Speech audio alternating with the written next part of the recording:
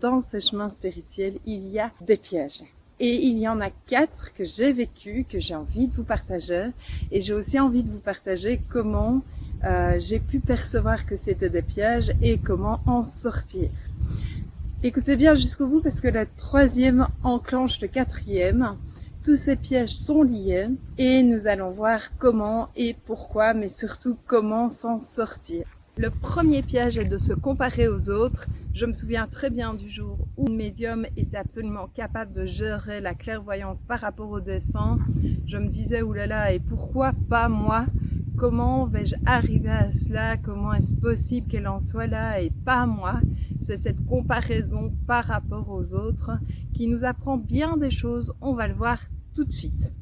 Eh bien, pour ce premier piège, vous évaluez votre évolution, votre chemin par rapport à l'expérience des autres et à ce que vous projetez, ce que vous percevez des autres et non à votre transformation intérieure. Ils ont leur propre rythme et leur propre sensibilité et vous avez la vôtre. Vous cherchez à reproduire l'expérience de l'autre plutôt que d'habiter la vôtre. Alors qu'en tirer de ce premier piège, qu'est-ce qu'il vient nous apprendre? Que l'évolution ne se mesure pas à l'expérience et à ce qu'on nomme intensité de l'expérience, mais il se mesure à la présence. Le deuxième piège sur le chemin spirituel est la confusion entre les vibrations élevées et l'évitement émotionnel. Je me souviens du jour où je me suis dit il faut absolument que je sois de bonne humeur alors qu'au fond de moi j'avais une tristesse et une colère à la fois et j'étais là non je dois être de bonne humeur, donc affirmation positive, etc. Plutôt que d'accueillir ce qui se passait, on va voir justement en quoi ce piège apparaît particulièrement sur le chemin spirituel et qu'est-ce qu'il nous apprend. Nous allons voir ça tout de suite. Peut-être que ça vous est déjà arrivé à vous aussi d'éviter tout ce qui était colère, tristesse, peur et de privilégier bien la joie, la bonne humeur, la sérénité, quitte à se forger une méthode couée, des affirmations positives et on va voir en quoi c'est un piège et qu'est-ce que c'est venu nous apprendre sur le chemin spirituel. Ce deuxième piège vient vous montrer qu'en fait vous avez l'envie de directement avoir d'autres types d'émotions avant même de comprendre parfois le message. Vous remarquez alors que certaines émotions reviennent malgré des pratiques d'affirmation positive. Et vous avez peur qu'une émotion rabaisse votre fréquence. C'est là pour nous apprendre que la transformation se fait à travers l'accueil des émotions. Le troisième grand piège sur le chemin spirituel, c'est de vouloir toujours être dans ce qu'on appelle la lumière et de vouloir éviter l'ombre. Je me souviens parce que ça m'est arrivé de vouloir absolument aimer tout le monde parce que je ressentais un courant d'amour qui me traversait et je me suis dit, étant donné que ce courant me traverse d'amour et que j'aime vraiment l'âme des gens, l'âme des animaux, j'aime la nature, et bien du coup, je dois aimer leurs personnages aussi. Ce piège-là, il est hyper intéressant.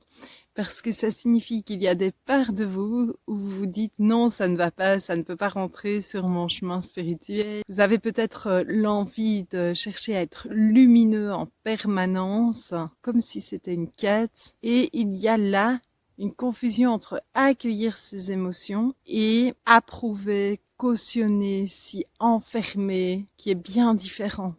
Il y a là une invitation à accueillir ses émotions, à découvrir ceci. L'ombre n'est pas l'opposé de la lumière. Et là, je vous invite vraiment à aller voir la vidéo sur ce sujet qui est sur ma chaîne YouTube. L'ombre n'est pas l'opposé de la lumière. Le quatrième piège qu'on va retrouver, c'est de confondre le mental et la guidance. En quoi est-il lié au troisième? Quand on veut éviter l'ombre pour être uniquement dans la lumière, notre mental va susciter toute une série de réactions, de réflexions qui vont parfois être soutenues par ce piège, si vous voulez, cette croyance. Et nous allons voir tout de suite comment éviter de confondre les deux, le mental et la guidance intérieure. Et le piège précédent, vouloir éviter l'ombre, engendre celui-ci confondre le mental avec la guidance. Vous avez 3 points qui vont vous permettre de voir si c'est du mental ou si c'est de la guidance. Le premier, c'est que le mental cherche à convaincre. Il cherche toujours à convaincre et vous allez avoir l'envie d'aller sécuriser cela en allant demander à gauche, à droite, est-ce que c'est comme ça? Est-ce que c'est juste? Est-ce que je dois prendre cette décision-là? Le deuxième point qui va vous permettre de discerner la différence entre le mental et la guidance, c'est que le mental nourrit le besoin de certitude, de règles, de il faut faire comme ça et ça se passe comme ça. La guidance, c'est autre chose. Elle va vous apporter des réponses, mais pas souvent celles que vous attendez. Parfois, avec beaucoup plus de simplicité et de ton direct, mais pas de certitude nécessairement.